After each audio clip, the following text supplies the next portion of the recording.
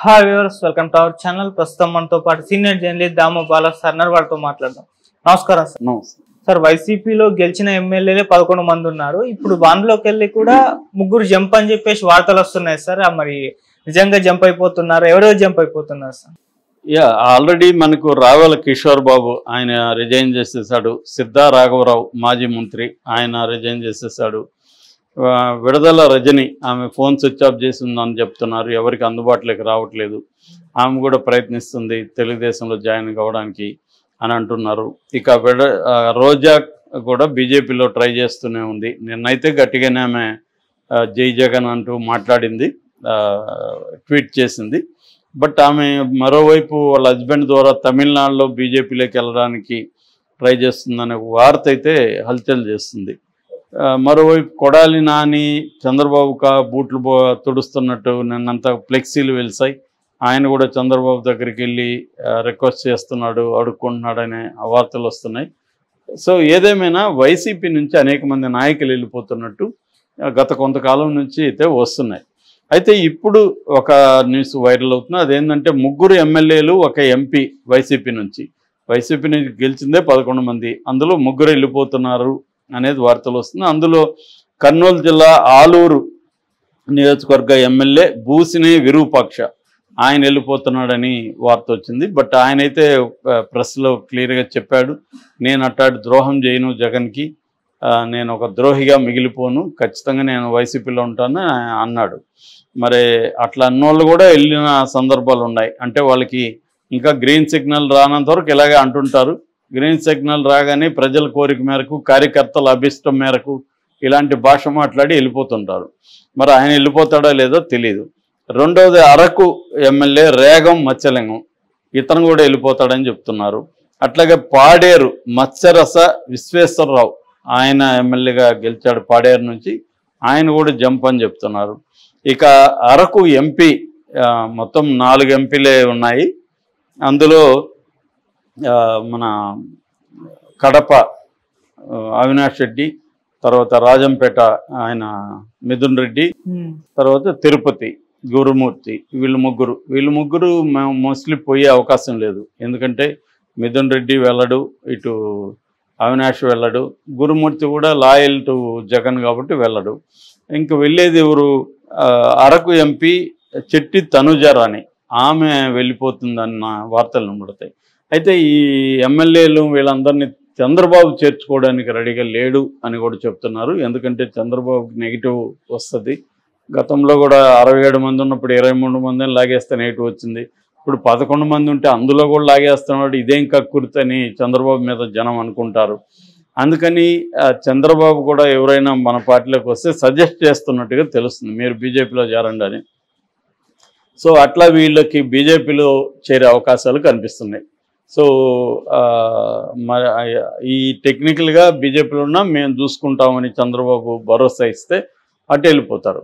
So అంటే చంద్రబాబు ముందున్న ప్రధానంగా ఆయన టాస్క్గా పెట్టుకునేది ఏంటంటే వైసీపీని నేలమట్టం చేసేయాలి, పొలిటికల్గా జగన్ను చంపేయాలి.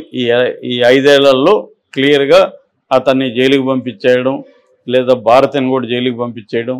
దీనివల్ల ఏమవుతుందంటే మిగతా కేడర్లు, మిగతా నాయకుల్లో ఒక నిరుత్సాహం వస్తుంది.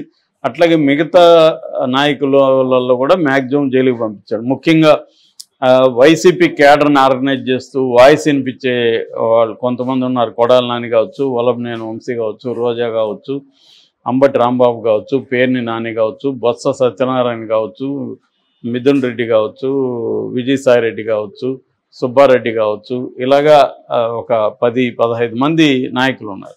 వాళ్ళల్లో కూడా మ్యాక్సిమం జైల్లో పెట్టేయడము, లేకపోతే వాళ్ళని వేరే రకంగా ప్రెజర్స్కి గురి చేయడమో చేస్తే వాళ్ళు సైలెంట్ అన్న అయిపోతారు, లేకపోతే జైళ్ళల్లో ఇబ్బందులు పడుతుంటారు. కొంతమంది బీజేపీలకు కూడా వెళ్ళిపోతారు.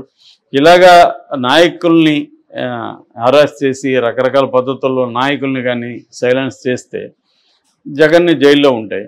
అప్పుడు ఇంక వైసీపీ అనేది ఎక్కడ కూడా తలెత్తుకునే పరిస్థితి ఉండదు. ఎక్కడన్నా ఎవరన్నా తలెత్తుకుంటే వాళ్ళని అక్కడికక్కడ దెబ్బ కొట్టేసేదానికి తమ కేడర్ రెడీగా ఉన్నారు. ఆల్రెడీ దాడులు చేస్తున్నారు. వాళ్ళకి కొంత పగ్గాలు కొద్దిగా పట్టుకున్నారు వీళ్ళు, అది వదిలేస్తే ఇంకా వాళ్ళు అటాక్లు మొదలు పెడతారు. సో అలాగా వైసీపీని అన్నీ ఇంకా రాబోయే స్థానిక ఎన్నికలు అన్నిట్లో భూస్థాపితం చేసేస్తే 2029కి మనకు తిరుగుండదు అనేది చంద్రబాబుకి ఉన్న కర్తవ్యం. సో దీన్ని ఆయన ఆల్రెడీ వాళ్ళు రిజల్ట్స్ అనౌన్స్ చేసిన రోజు నుంచే మొదలు పెట్టేశారు. కుంభకోణాలు ఒక పక్క తీస్తున్నారు, ఒక పక్క గ్రౌండ్ లెవెల్లో వాళ్ళ నాయకుల మీద ఎండ్ల దాడులు చేయడం, శిలాపలకాలు ధ్వంసం చేయడం, వీసీలని బెదిరించడం. మొన్నేమో అక్కడ ఎస్కే యూనివర్సిటీ వీసీని బెదిరించారు. నిన్న ఏయూ యూనివర్సిటీకి కాల్స్ వస్తున్నాయంట, రిజైన్ చేస్తావా లేదా అని బెదిరిస్తున్నారని చెప్తున్నారు. సో ఇది అంటే ఒక ఫుల్ ప్లెడ్జెడ్ అరాచకం అనేది తెలుగుదేశం ఓపెన్ చేసినట్టుగా కనబడుతుంది. సో అంటే మల్టీ ప్రాంగ్డ్ అప్రోచ్ అంటారు. మల్టీ ప్రాంగ్డ్ అప్రోచ్ అంటే బహుముఖంగా కమ్ముకోవడం, అంటే కేసులు పెట్టడం, వాళ్ళని బెదిరించడం, గవర్నమెంట్లో వాళ్ళ సింపథైజర్స్ కానీ అభిమానులు కానీ ఉంటే వాళ్ళని తొక్కేయడం, వాళ్ళని భయభ్రాంతం చేయడం, అంటే అన్ని రకాలుగా వైసీపీని ఎక్కడెక్కడ దాని మూలాలు దాని వేర్లు ఉంటే అన్నీ కట్ చేసేయడం, వైసీపీకి ఫండర్స్ ఎవరైనా ఉంటే వాళ్ళని దెబ్బకొట్టడం, ఇలాగా అన్ని రకాలుగా. ఎందుకంటే చంద్రబాబు 45 ఏళ్ళుగా రాజకీయాల్లో ఉన్నాడు. ఆయనకు ముందు నుంచి కూడా ఇట్లాంటి విద్యల్లో ఆరితేరిన వ్యక్తి ఆయన. అంటే ఒక పార్టీని నిర్వీర్యం ఎలా చేయాలో, ఆ పార్టీలకు మనల్ని ఎలా పంపించాలి, వాళ్ళని ఎలా లాగేసుకోవాలి, ఇవన్నీ ఆయన కొట్టిన పిండి. కాబట్టి వైసీపీని ఎలా చేయాలనేది ప్లాన్. ఆ ప్లాన్లో భాగంగా 11 మందిలో తెలుగుదేశంలోకి వస్తే ఇబ్బంది కాబట్టి వీళ్ళే సజెస్ట్ చేస్తారు మీరు బీజేపీలోకి ఉండని. బీజేపీ ఆల్రెడీ వీక్గా ఉంది కాబట్టి ఎంతమందో వెళ్తారు. ఇంకెవరన్నా ఉంటే ఇటు తెలుగుదేశం బీజేపీలోకి పోన వాళ్ళు ఉంటే ఈమె రెడీగా ఉంది, షర్మిల రండి అని ఆమె షాప్ ఓపెన్ చేసి పెట్టుకొని ఉంది. సో చంద్రబాబు కూడా దాన్ని కూడా ప్రోత్సహిస్తాడు. ఆయనకు కావాల్సింది ఏంది, వైసీపీ చనిపోవాలా. అక్కడి నుంచి ఎవరు వైసీపీ ఆ చావు వేరే వాళ్ళకి ఎవరికి ఉపయోగపడినా చంద్రబాబు. సో యాక్చువల్గా ఏంటంటే వైసీపీ చనిపోవడం అనేది చంద్రబాబుకు అవసరం. సో ఆ చావు వల్ల ఇతర ఏ పార్టీ లాభపడినా చంద్రబాబుకి ఇబ్బంది లేదు. సో ఆ రకంగా వైసీపీ నుంచి ఇటు బీజేపీలోకి లేదా కాంగ్రెస్లోకి వెళ్ళినా కూడా చంద్రబాబుకి ఇబ్బంది లేదు. చంద్రబాబుకి ఏంటంటే తన పార్టీలో వాళ్ళని చేర్చుకుంటే ఒక ఇబ్బంది వస్తుంది, జనంలో ఒక రాంగ్ సిగ్నల్ వెళ్తుంది అని ఇది తప్ప అదర్వైజ్ ఈయనే కూడా లాగేసుకుంటాడు. ఎందుకంటే గతంలో కూడా 67 మంది ఉంటే 23 మందిని లాగేసుకొని అందులో 4 మంత్రి పదవులు కూడా ఇచ్చాడు. అవన్నీ కూడా రాజ్యాంగ విరుద్ధం, పొలిటికల్గా కూడా అనైతికం. కానీ చంద్రబాబు ఆ పని చేశాడు. సో ఇప్పుడు కూడా అది చేయడం అనేది ఏం లేదు. ఇప్పుడైతే ఇంకా ఆల్రెడీ చచ్చిన పాము ఉంది కాబట్టి ఆయన మన అయ్యన్న పాత్రుడు చెప్పినట్టుగా చచ్చే వరకు పాముని చంపేయాలి, కొన ఊపిరితో కూడా ఉండకూడదు. సో ఇప్పుడు కొన ఊపిరితో ఉండి మళ్ళీ అది లేస్తుంది మెల్లమెల్లగా. మళ్ళీ ఆయన జగన్లో మార్పు కనబడుతుంది. జగన్ అందరినీ కలుస్తున్నాడు, నాయకులందరినీ.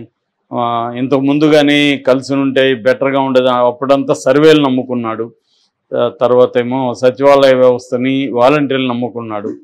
తర్వాత తన పథకాలు ఇచ్చిన లబ్ధిదారులను నమ్ముకున్నాడు. పార్టీని నమ్ముకోలేదు, పార్టీకి ఆయన పట్టించుకోలేదు. ఇప్పుడు ఆయనకి కళ్ళు తెరుచుకున్నాయి. ఇప్పుడు పార్టీ కేడర్తో, నాయకులతో అందరితో సమావేశం అవుతున్నాడు. ఇప్పుడు 19వ తేదీ విస్తృత స్థాయి సమావేశం జరగబోతుంది. అంటే అభ్యర్థులుగా నిలబడిన వాళ్ళు, గెలిచిన వాళ్ళు, ఎమ్మెల్యే క్యాండిడేట్స్, ఎంపీ క్యాండిడేట్స్, ఇతర నాయకులు అందరితో రేపు 19 సమావేశం అయ్యి ఫీడ్బ్యాక్ తీసుకుంటున్నాడు. ఎక్కడెక్కడ ఏమేమి జరిగింది, మీ ప్రాంతాల్లో ఎలా ఉంది ఏంటి అనేది.